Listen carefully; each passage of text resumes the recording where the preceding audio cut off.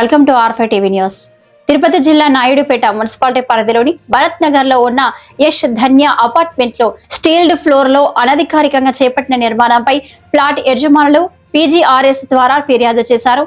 ఈ ఫిర్యాదును మున్సిపల్ అధికారుల ద్వారా విచారణ చేయగా స్టీల్డ్ ప్రాంతంలో చేపట్టిన నిర్మాణం పూర్తిగా అనధికారమని నిర్ధారణ అయింది. అందువల్ల చట్ట నిబంధనల ప్రకారం మున్సిపల్ అధికారులచే చట్టబద్ధమైన కూల్చివేత చర్యలు స్టాట్యుటరీ డిమాలిటేషన్ చేపట్టడం జరిగింది.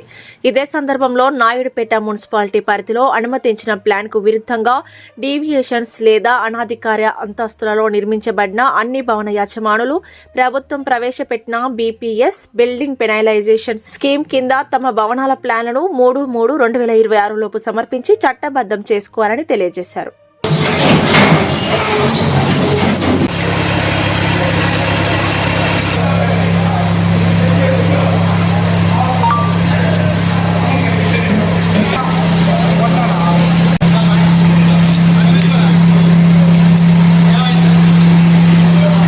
నమస్కారం అండి.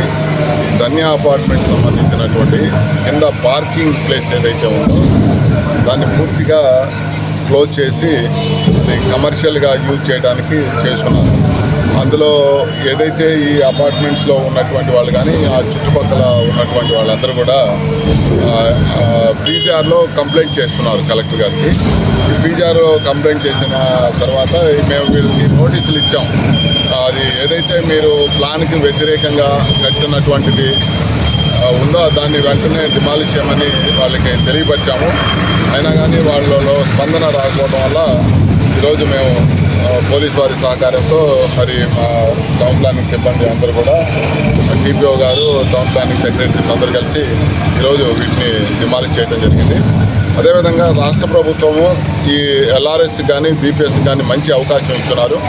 ఈ ఎవరైతే ఒక ఫ్లోర్ తీసుకొని అడిషనల్ ఫ్లోర్లు కట్టినటువంటి వాళ్ళు కానీ అదేవిధంగా రెసిడెన్షియల్ నుండి కమర్షియల్గా చేసినటువంటి మార్పు చేసుకున్నట్టు కన్స్ట్రక్షన్ చేసినటువంటి వాళ్ళు కూడా BPSలో అదేవిధంగా లేఅవుట్స్ సంబంధించినటువంటి కూడా LRSలో అవకాశం ఉంది. అన్నీ సద్వినియోగం చేసుకోవాల్సిందిగా కోరుతున్నాం.